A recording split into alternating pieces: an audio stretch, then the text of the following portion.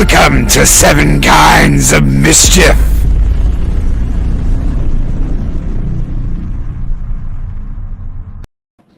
No yelling I like for me that today. better. I like that. That was good. No yelling today. Yay. Dee Dee Myers, I see you there in chat, brother. Check your Twitter. You won a prize the other day. You won one of the giveaways. So check your Twitter, brother. I need some info from you. Hello, everyone. How are you doing tonight? Welcome to Hello. Welcome to Seven Kinds of Mischief.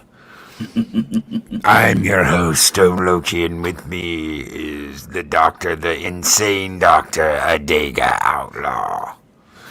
I got tools for you. Yes! Oh, shit.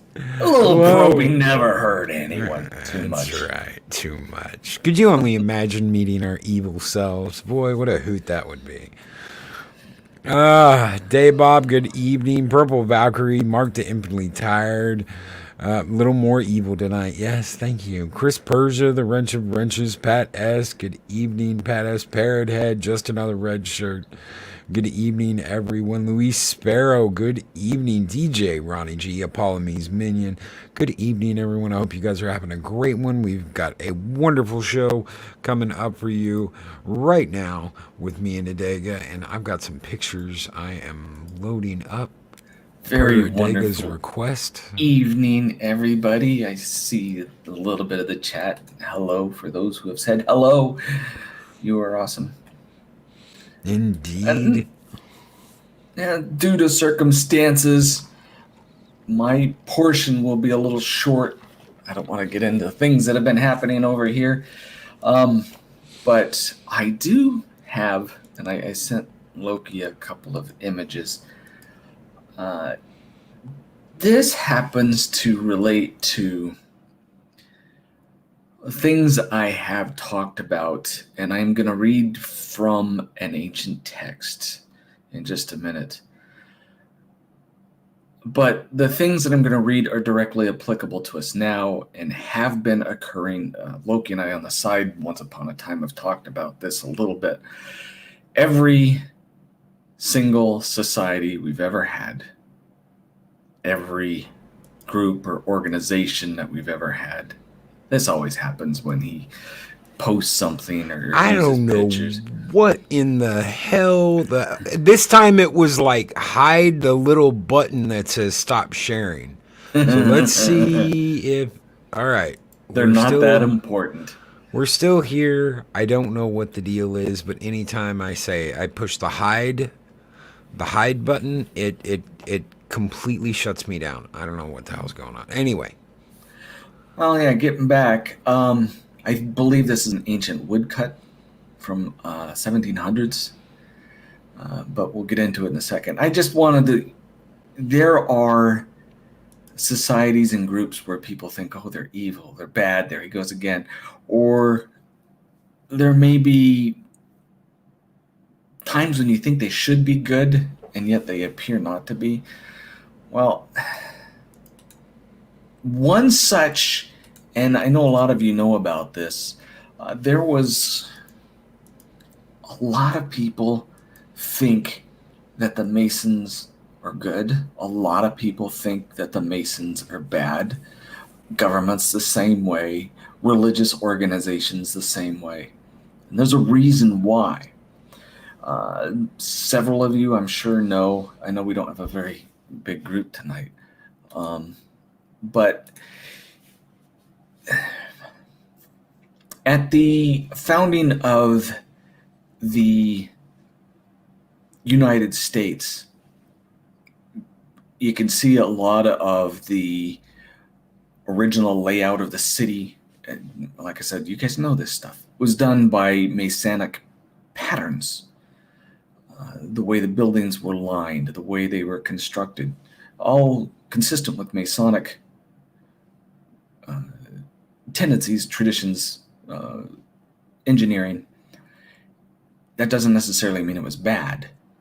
A lot of people attribute it to bad because at that time, there had been a division, a silent, quiet division between the two. The ones in Europe and the ones in America. And the ones in Europe got affected by, and people say, oh, it never existed. But I'm going to show you or read to you some of the ancient texts about Illuminism, or as other people call the Illuminati, which is a descendant from the Rosicrucians, or the Crux Rose. There's various different interpretations of where that actually came from.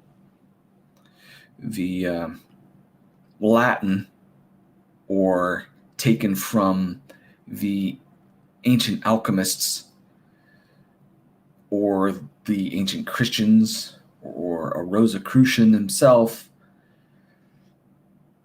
It basically, all the foundation of the word means little because it comes from various different things. The actual symbol is a cross with a rose on one side and a red stone on the other side, usually a garnet. The cross could be any color, sometimes red, sometimes gold. But it was an early symbol of this. And now when you hear of Rosicrucian, you hear of secret societies, of things that are hidden. Well, I'm going to talk to you about a certain Washop. I believe it's German. I cannot pronounce his name properly. It's spelled Wishaupt.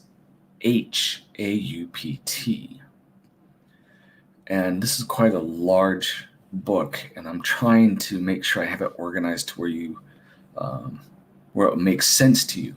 Because the things that were taught by this gentleman are things that have been taught if you're a Christian since Cain and Abel. Or if you're even Buddhists, where the foundation of the Rosicrucian, some say, comes from the Buddhist, where he was killed because he had taken a rose from a garden that was considered theft.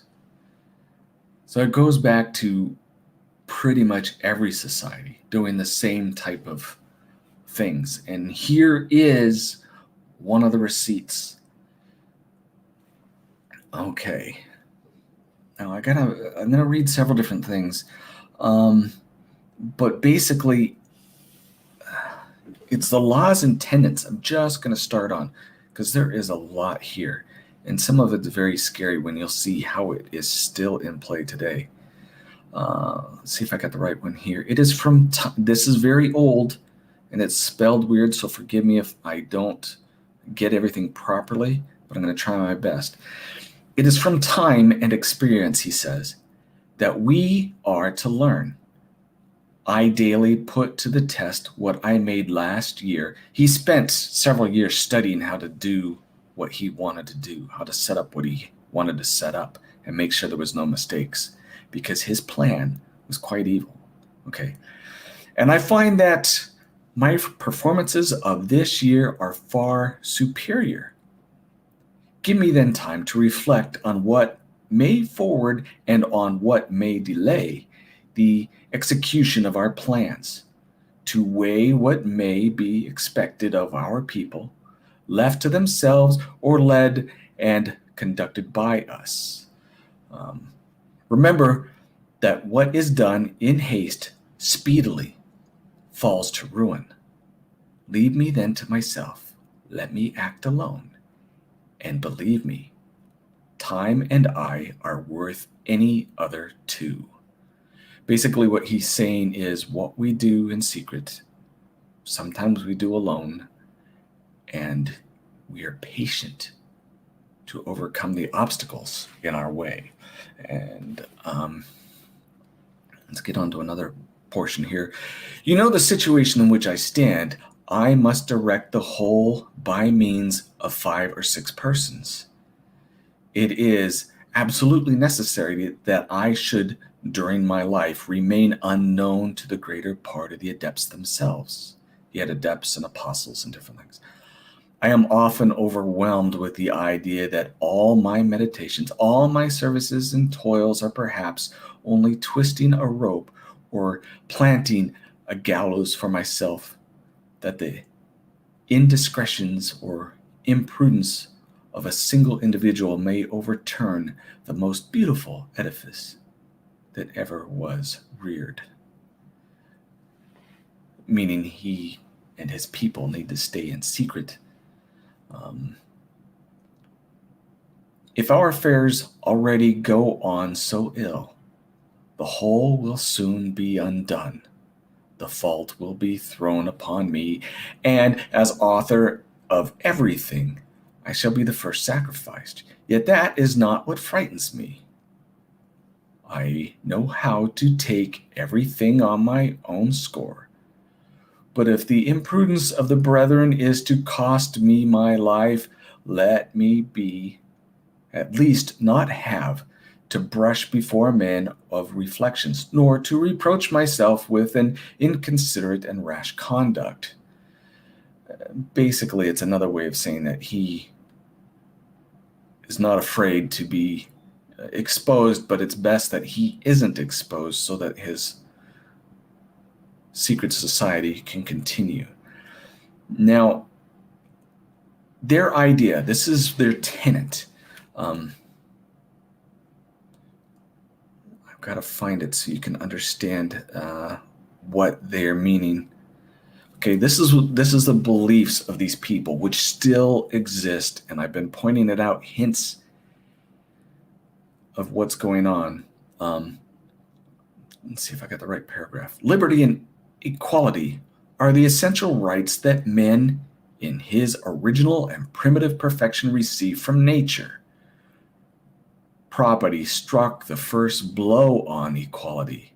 Political society or governments were the first oppressors of liberty. The supporters of government and property are the religious and civil laws. Therefore, to reinstate man in his primitive rights of equality and liberty, we must begin by destroying all religions, all civil society, and finish by the destruction of all property. This is the belief. This is their credo and their absence of religion, that men and women are left to their own devices, that whatever somebody else has, they have the right to steal it. Now, this article goes on to explain the ludicrousy of this, because if there is no property ownership, there is no farmers. There are no creators. There are no builders. Without the addition of having property rights and the protection of those property rights, we are left as nothing but roving barbarians and mobs that loot and kill and destroy. However, these people really don't care about that. There is one more bit, and then, like I said, I had to kind of cut it short because of circumstances.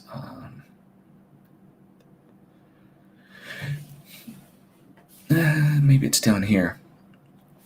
The point being, though, is that you look in society today, and this goes in every, as far as I can tell, every state that is out there. I'm not talking United States, I'm talking state governments, where there are people who get into positions of power and point fingers at people, or people in media who point fingers at people who believe in something, whether it be religion of the Druid or religion of the Christian or religion of the Muslim. It doesn't matter. It is a system that they are opposed to, and say that religion is the mind of the primitive, or that government, by self-reliance, is the mind of the primitive, where we have to take control to destroy it all.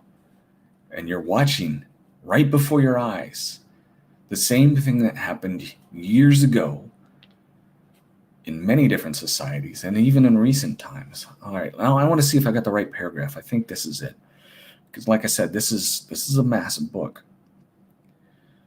When the object is a universal revolution, all the members of their societies, aiming at the same point and aiding each other, must find means of governing invisibly and without any appearance of violent measures, not only the higher and more distinguished class of any particular state, but men of all stations, of all nations, and of every religion. Institute the same spirit everywhere in silence, but with the greatest activity possible.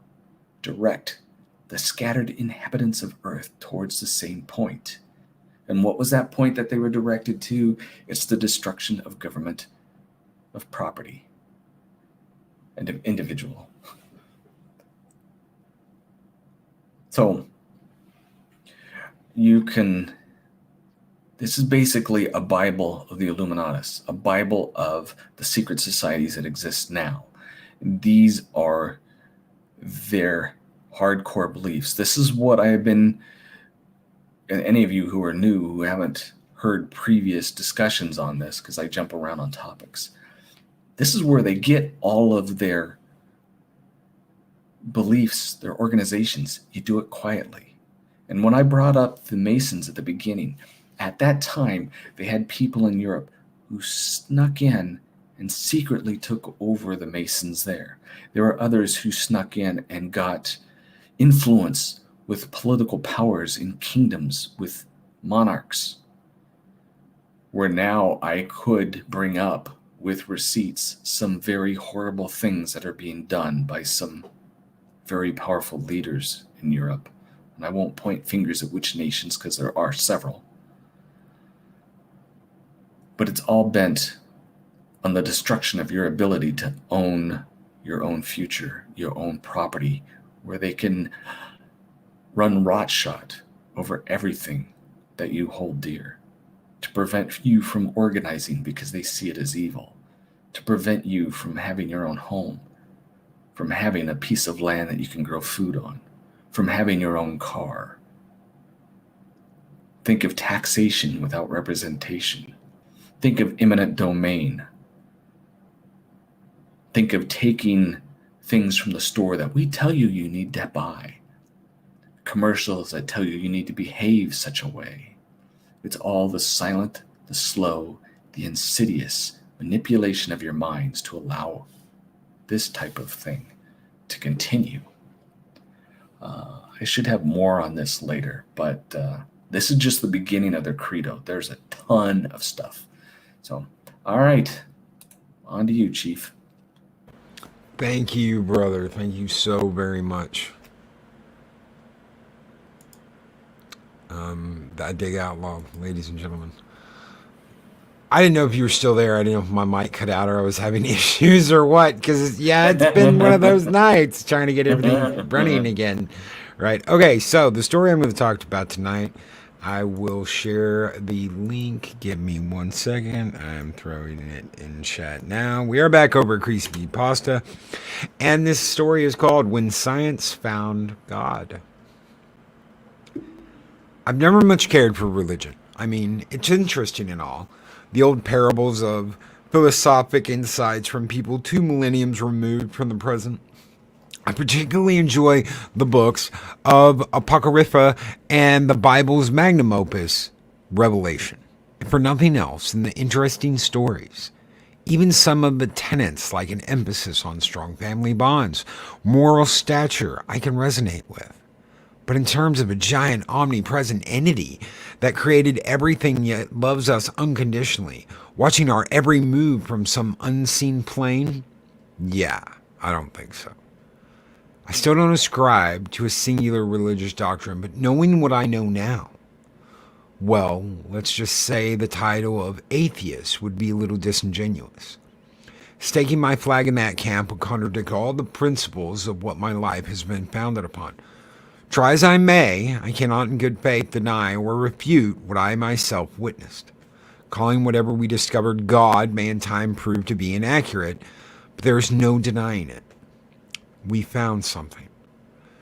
Science has at times become this sort of monolithic and infallible institution, one that suffers from the ostracization of fringe concepts that fail to breach the egotistic blockade. It is all too often wielded as a trump card to negate all that doesn't assimilate to the prevailing narrative. Too often outlandish claims are torn asunder because no metrics exist to properly digest it. For all the good it has brought, science is not and will not ever be an absolute. Nothing is. Absence of proof is not proof of absence. And what happened out there in that lab deep below the streets of Stockholm now stands as a testament in my life to all the ventures humanity has yet to embark upon. It serves as an anchor. And if ever I find myself drifting away into the blissful seas of cognitive dissonance, it is there to remind me how small and naive I truly am. I graduated from UCLA with a bachelor's in physics, and an incredible opportunity landed in my lap. One of my professors had put in a good word for me with a lab out in Stockholm. I was contacted and offered an internship, one of dozens to be extended. I accepted the offer without a moment's hesitation. From there, I uprooted my Californian lifestyle to move halfway around the world to the frigid north of Sweden. I was not prepared for the cold. Most of my summers were spent in beach shorts, frolicking on the sandy beaches of Santa Monica and lounging out in the sun. Sweden might as well have been another planet. Temperatures would plummet to a bone-chilling -30 in the winter. Lucky for me, though, I had a marvelous host family who helped me acclimate myself and integrate into Valhalla. I was brought onto the team and slowly began the arduous process of melding into the group. They were all incredibly kind and welcoming, but still the feeling of being woefully outclassed by my colleagues was thick as tar pitch. The project consisted of over 50 men and women, all of them among the best the world had to offer. They hailed from Germany, Japan, Poland, Hong Kong, South Korea, and many other sovereign states. It was a melting pot of some of the greatest minds I've ever had the opportunity to meet. Seeing them in their element and marveling at the way their minds hurdled asinine topics to delve straight into the cortex was altogether incredible and more than a little intimidating. The express goal of the coalition was to study the behavior of quarks, protons, and other particles in the subatomic realm to further decode the complex world of theoretic energy matrices. By extension, the group also allotted resources to develop tools for observing and decoding quantum entanglement and string theory. These principles were still in their infancy at the time, and none of us could have ever imagined the enormous magnitude of the things that were to come. The lab had its very own particle accelerator, which I myself pretty much obsessed over from day one. Most of the concrete data, however, was relayed from the lab in Geneva, home of the Large Hadron Collider. I even got to see the magnificent machine in person on a few occasions. One thing that always staggered me is the amount of incredible achievements capable when the pursuit of knowledge guides the way. However, the complete polar opposite is true, as curiosity without empathy all too often yields crimes against humanity. As you may already know, the Large Hadron Collider was the first machine capable of synthesizing the particle known as the Higgs boson. The machine is a particular particle accelerator built in a 27-kilometer loop. It uses a state of perpetual vacuum and temperature colder than that of outer space to accelerate particles to 99% the speed of light. These particles collide with one another, creating spectacular outbursts of radiation and results which are believed to be similar to that of the Big Bang, but on a much smaller scale. It is also through this process that the infamous Higgs boson can be synthesized.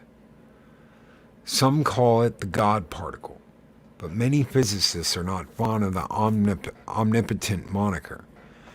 It is in a way suitable, though. It is and can spontaneously manifest or dematerialize through processes which are not yet entirely understood. It is a sort of bridge between matter and antimatter, the entity that binds the ethereal with the corporeal. It is the place between light and dark, hard to define, as once light ends, shadow begins, and vice versa. The exact moment of intersection is difficult to pinpoint, but there is a definitive moment, and that moment is the Higgs boson. It was once thought that matter could only exist in one place at a time. However, the particle slit test of our progenitors proved otherwise. A particle accelerator was used to eject electrons between one of two microscopic slits. They naturally assumed the electrons would pass through either slit A or slit B, and when directly observed, their premise was corroborated. However, when an imprint background was installed to bypass direct observation, they noticed a peculiar detail. The electrons produced what is known as a wave, or interference pattern, on the imprint like ripples in a pond. This meant that the electrons were interfering with themselves while simultaneously passing through both and neither of the slits.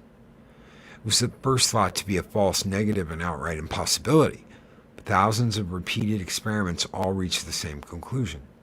There was no denying anymore. Matter can exist in more than one place at a time, and reality is altered simply by perceiving it. The world of particle physics is a strange one, and one which we have only just begun to glimpse the majesty of. At times it may even require us to suspend our own limited human understanding of things, to contemplate things beyond our mind's comprehension.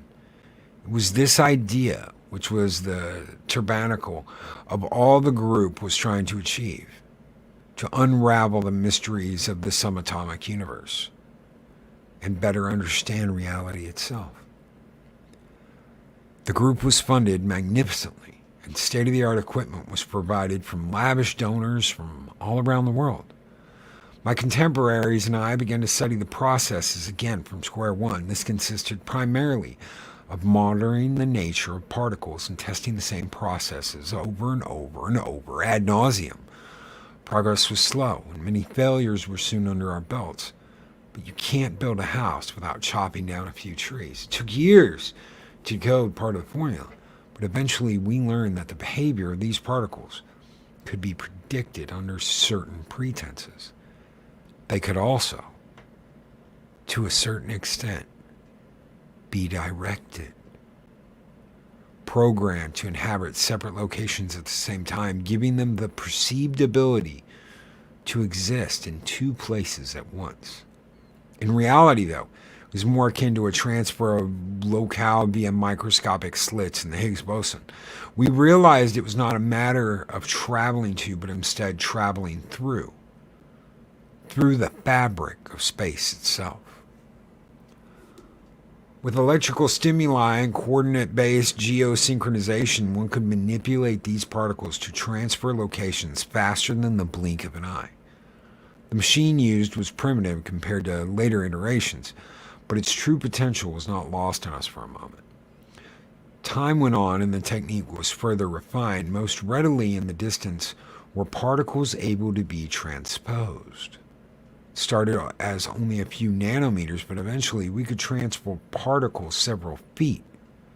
It was through this process that blueprints for an entirely new type of machine were devised. It was to be a machine unlike any before it. Instead of electrical stimuli sent through circuits and wires, it was transferred directly from one location to another. Wireless energy transposed through space. This greatly improved computing capabilities and allowed the machine to act and calculate much quicker than anything ever seen before. Initial ideals for the machine were skeptical at best, but as time went on, the real significance of its potential became apparent. When combined with a suitable processor and digital interface, it soon began decoding encryption and translating mathematic ciphers in a fraction of the time anything seen before it. Didn't stop there, though. With a binary converter, it was long before human physiology itself was soon able to be deciphered and converted into conventional little anagrams and simplistic formulas. This soon gave the machine the ability to replicate human tissue and organs from fetal stem cells. When given raw biomass, it could manufacture a duplicate heart or lung, one which was genetically indistinguishable from that of the donor. On one occasion, the machine even managed to regrow the arm of an amputee. But most of us thought it couldn't possibly work, that the nerve endings in the man arm would be unable to be resuscitated after so long. But after 17 hours in surgery, when I saw the vet move his new fingers for the first time after transplant, I knew we had discovered something special. Diseases became able to be observed on a molecular level and eradicated before gestation. A virus or bacteria strain could be genetically reprogrammed to attack and destroy itself rather than the host. HPV, AIDS, Black Death, the common cold, strep throat, gonorrhea, none of them stood a snowball's chance in hell against the unrivaled power of the machine. It could even reprogram human DNA to desired proportions, eliminating extra chromosomes and restoring neural pathways to reverse entropic cognitive illness like dementia, Parkinson's.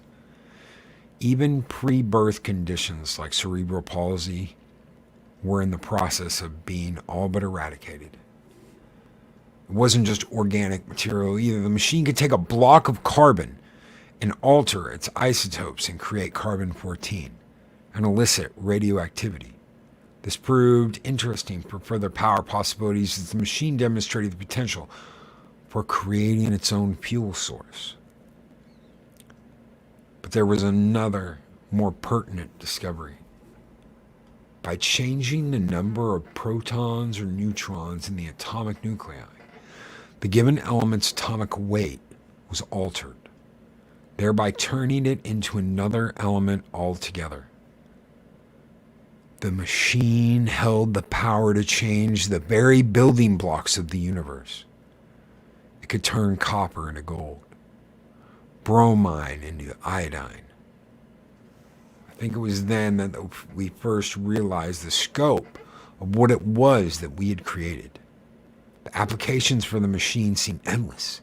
It could write books, clone living organisms, and alter the very elements beneath our feet. It was the Philosopher's Stone, the Holy Grail, and the all-seeing eye in one convenient little package. The Deus Ex Machina, the world's very first quantum computer, was born. One important distinction I would like to make, despite the rumors, the quantum computer was not, in fact, an AI. It had computing power which was eons beyond that of a normal computer, and the ability to perform almost any task given to it, provided the necessary accommodations were implemented. For this reason, it was not allowed to make decisions for itself.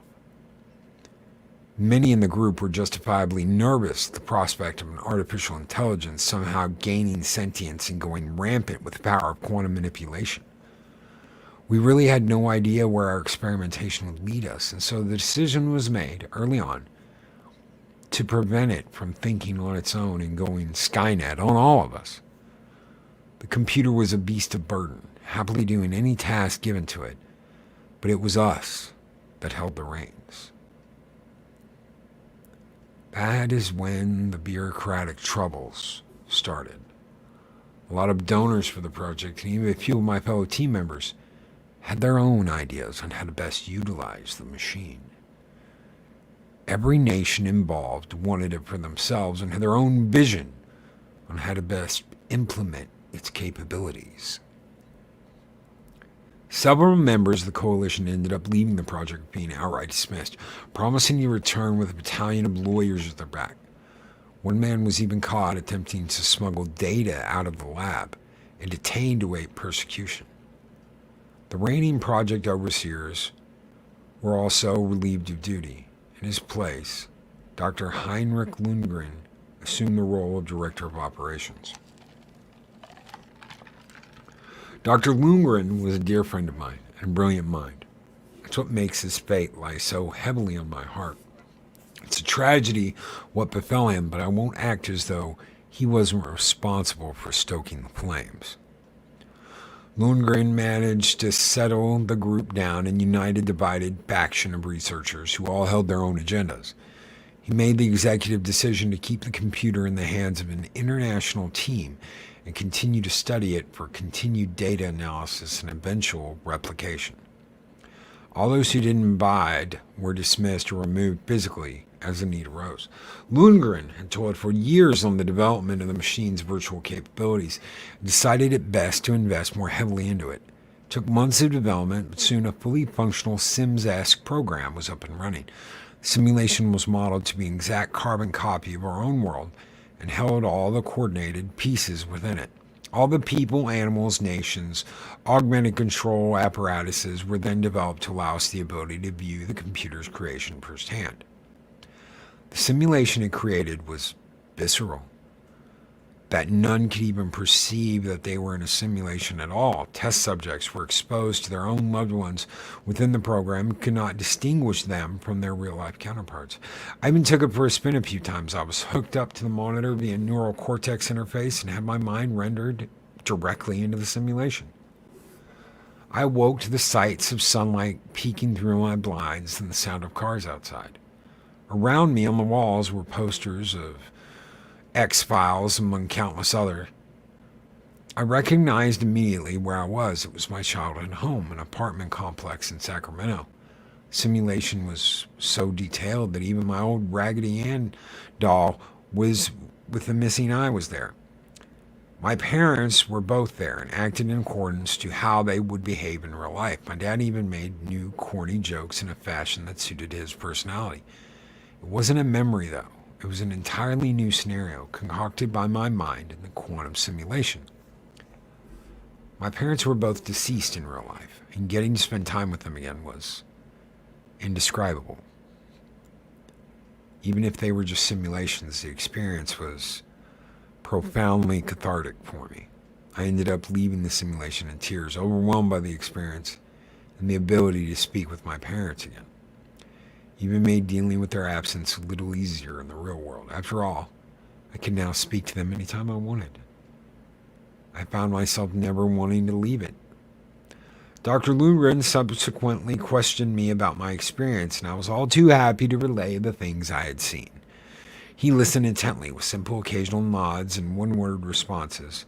His gray face wore a smile and cheeks dimpled in delight. But his eyes were far from present and worried. We held a meeting with all staff members sometime after. Lundgren stood and paced in front of the group, silent, mind swirling in thought. When he did finally speak, he held our undivided attention. He walked through all that our little group had managed to accomplish and all the things we had learned on our journey, all the miracles unraveled and translated into digital coding, and all the advancements made. It was not a triumphant voice, however. It was somber, as if none of it truly mattered. He then first proposed his new theory. Here we were, with an entire simulated universe at the tips of our fingers. A digital reality created and maintained by a machine we had built. A simulation which was so authentic that no one could tell it apart from reality.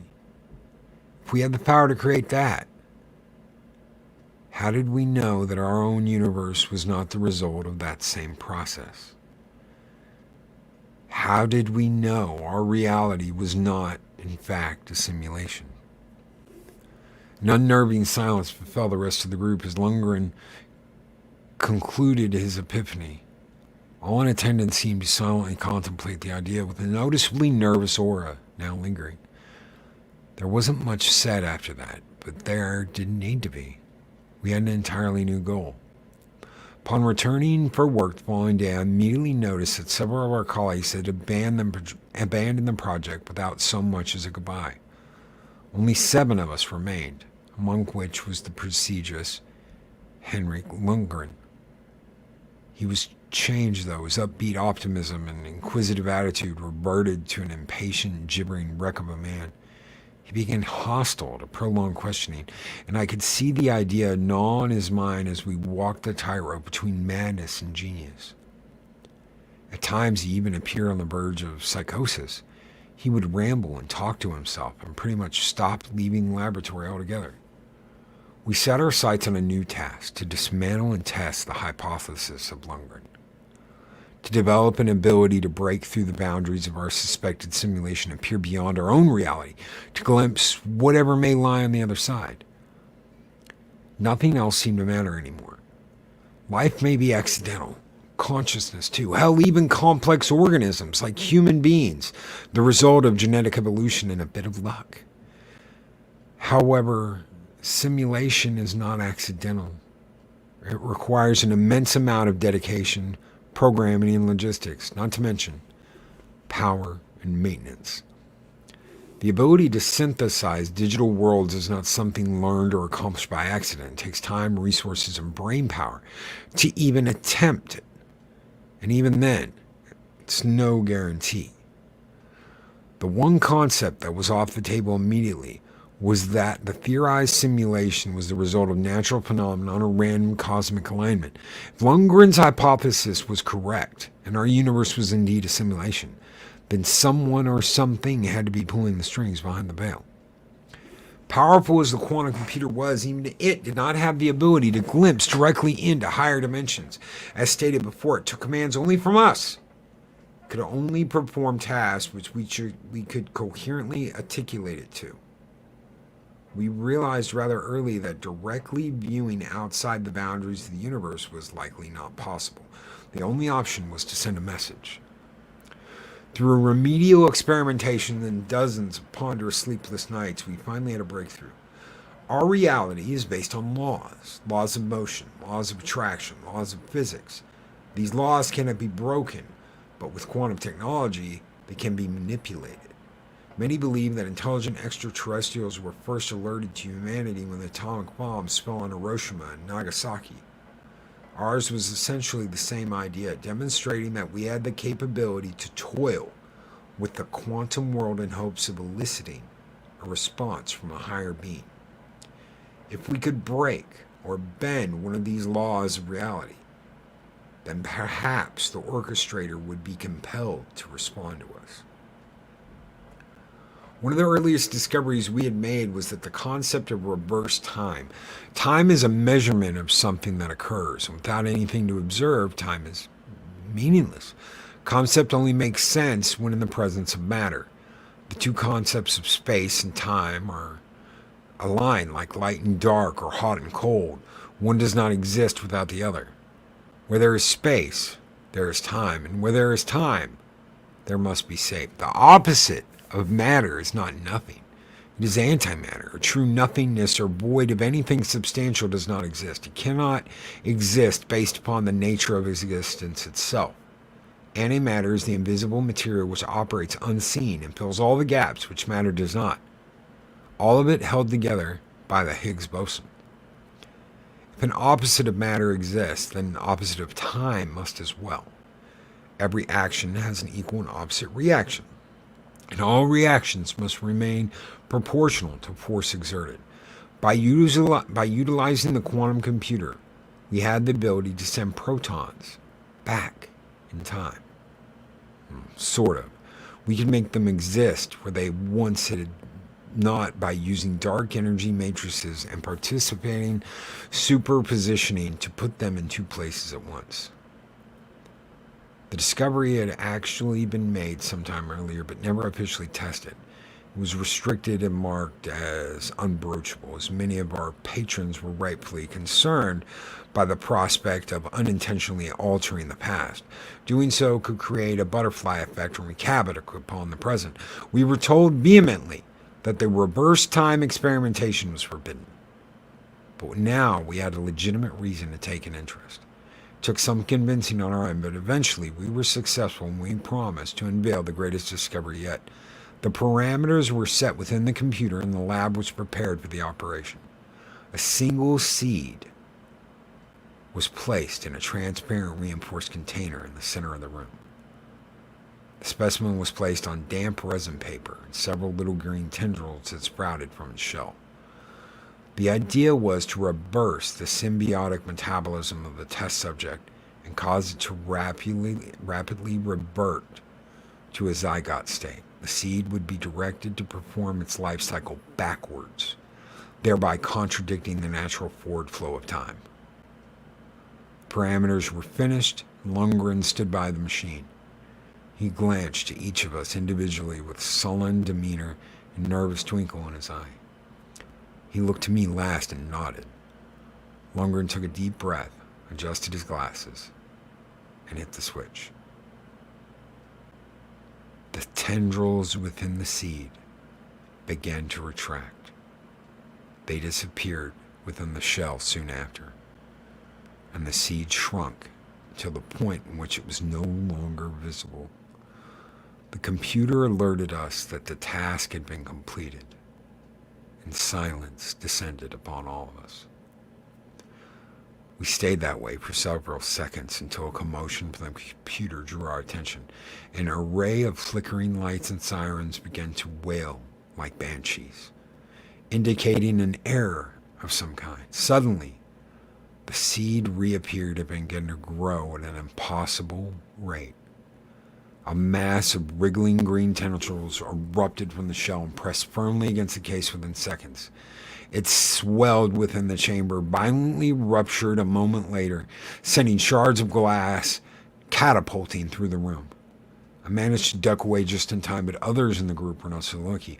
One man, Reginald Dye, was struck with a shard in his neck. The piece cut a gash across his throat, causing a thick crimson to spill forth from his gullet. He collapsed to the ground as others began to rush to his aid. Before we could reach him, the engorged serpentine appendages of the seed ensnared him, slithering around his neck and abdomen. He gurgled, and terror filled his eyes as the green pythonic roots began to constrict him. I watched at a loss for words. His gray hair turned to dark brown. The wrinkles on his forehead, bags below his eyes, dissolved into his skin in a matter of seconds. The black heads and liver spots on his cheeks soon followed suit. All of us watched, stupefied, as the process continued onward, and he appeared to age backwards. He had to have been nearly 60 years old, but in a matter of moments he appeared as though he was a young man in his early 30s. He then went young adult, then juvenile, then teenager. He screamed in terror as his voice cracked from a gruff, raspy tone to a high-pitched, prepubescent shriek. His body shrunk in his clothes, and his extremities retracted within his coat. By the time we reached him, he was gone.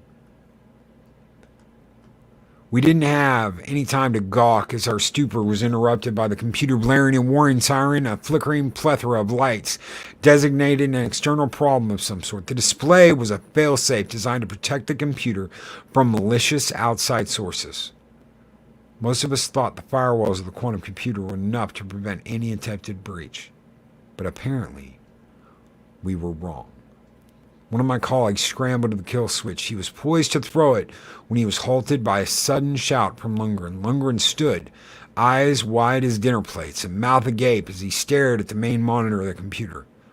The warning display had ceased and only a single screen remained active. Upon it was displayed a single loading bar, with approximately 20% of it being filled. This indicated only one thing. Something was being downloaded. We immediately surmised that it must be a virus or other malware of some sort, a prospect once thought impossible based on the security measures of the computer, and yet the downloaded preserved. All attempts made to restrict the download and halt its progress proved futile.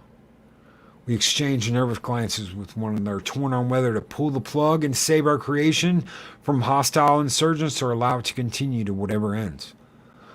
The call was eventually made by the investors outside the room, who had since been notified of the bemoan. They demanded power be cut and the machine be saved. The computer represented a colossal investment. The cost to repair or replace it, if any damage were ensured, was not something taken lightly. Begrudgingly, Lundgren followed orders and commanded shutdown protocol. It was done straight away. But the machine did not power down. It continued impossibly and without a direct power source to sustain it. Panic began to erupt in the lab, and power to the entire facility was ordered to be cut from the mainframe. It was done within seconds, and the room fell to darkness. The only light that remained was that of the main monitor as the download reached the halfway mark. The computer groaned and whirred under enormous duress as hundreds of fans shot to life to attempt to cool the Leviathan machine. We stood back, unable to make heads or tails of the development. There was simply no way the machine should have remained active, and yet it was. It continued to fill up the progress bar, powered by the fuel of some unknown outside source. With no other viable solutions at hand barring physical destruction of the computer itself, we could do nothing but await the culmination. The download finished several minutes later and the room fell into pitch black. We deliberated for a moment before deciding our only recourse was to power up the computer once again.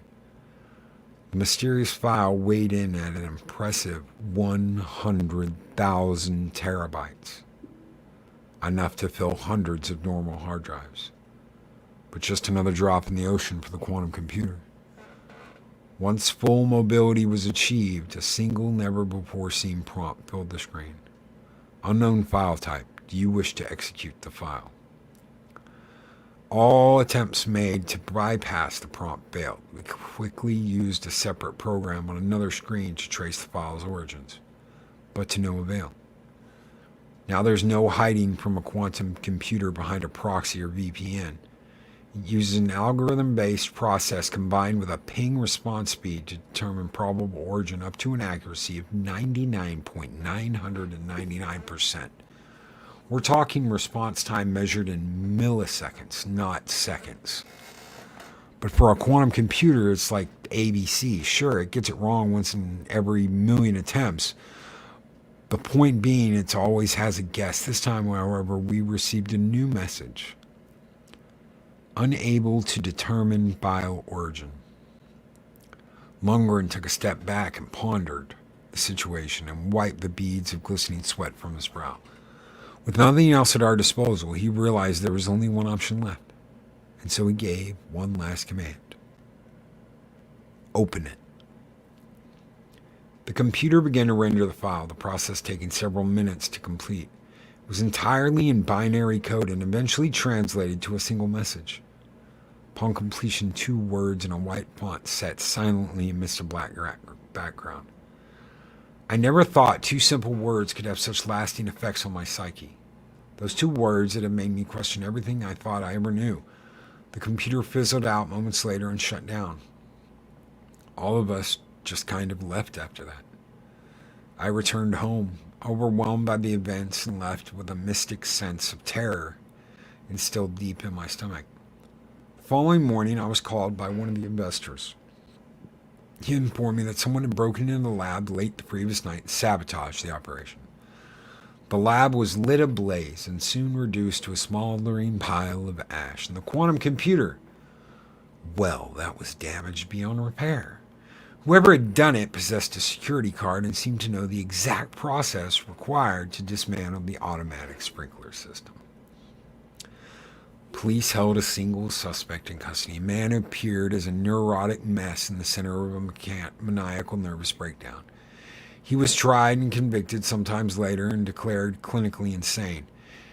He was ordained to a mental health facility in northern Sweden, and it was there that he remains to this day.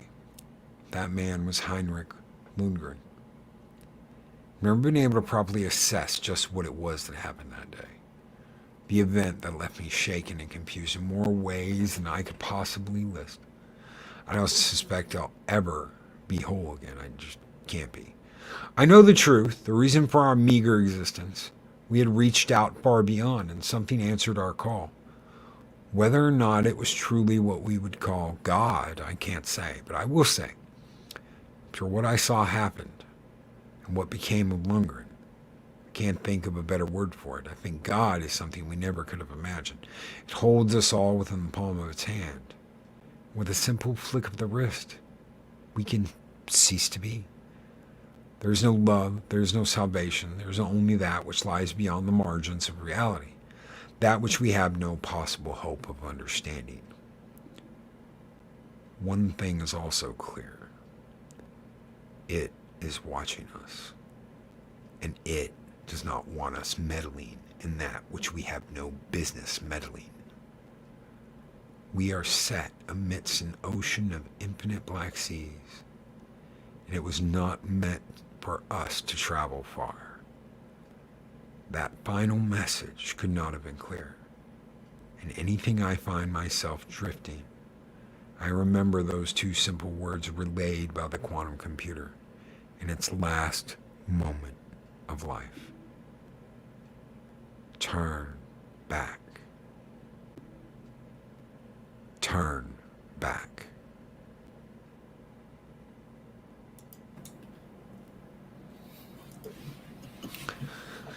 I had heard one similar to that. Really?